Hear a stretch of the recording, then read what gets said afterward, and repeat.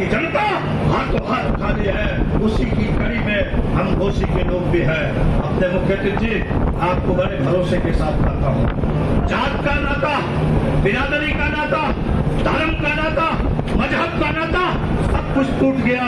और अभी पिछला हम लोगों ने आप ही के नेतृत्व में जो बहुत बड़बोला बोल रहा है, उसको हम लोगों ने घोसी से खदेड़ा किया था, और घोसी से खदेड़ा करके अपने नेता को बहुत बड़ी जीत का विजय दिलाया था आपके नेतृत्व में। फिर इस बार आपसे वादा करते हैं, आपसे वादा करते हैं हम सब लोग, इस बार हम लोग आपसे वादा करते हैं कि चाहे जो भी परिस्थिति पड़ेगी, चाहे जो भी जो भी हालात आएंगे, हम उन हालातों का मुकाबला करेंगे।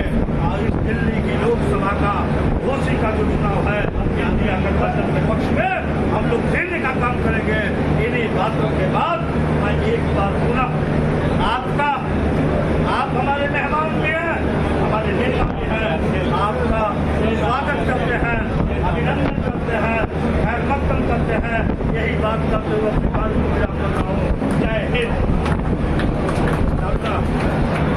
जिस सरकार के पास न कान है, न जिस सरकार के पास आंख है, न इस सरकार के पास मुंह है, अगर यह तीनों भी है तो सिर्फ अपने मतलब का दिखाई देता है। अपने मुंह से यह लोग बोलते हैं सबका साथ सबका विकास, मगर यह सच नहीं है। सच तो यह है कि सबका साथ मांगते हैं, विकास सिर्फ अपने मित्रों का करते हैं, दूसरे किसी साथी का आज तक कोई विकास इन्होंने नहीं किया। तीसरी बात, इनका कान कभी सुनाई नहीं देता।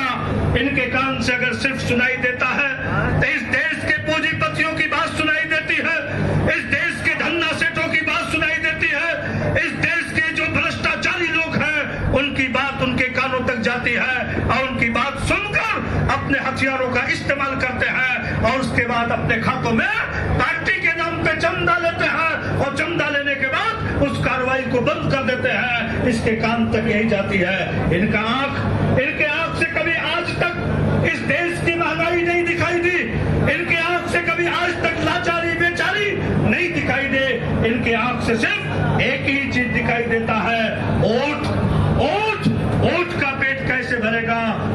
इन्होंने शुरुआत किया था 400 पार का नारा दिया था। 400 पार आते आते मंगलसूत्र पे आके खड़े हुए। मंगलसूत्र पे दूसरी बार आते आते जब तीसरे चरण का चुनाव 7 तारीख को हो रहा है, तब तक आके इन्होंने अपनी पुरानी फील्ड का इस्तेमाल किया, और पुरानी फील्ड का इस्तेमाल करके फिर वही जात बिरादरी धर्म मजहब का नंगा नाच करके या फिर अपने आप से रोटी और रोजी मांगने और वोट की खेती करने का काम कर रहे हैं। नौजवान साथियों,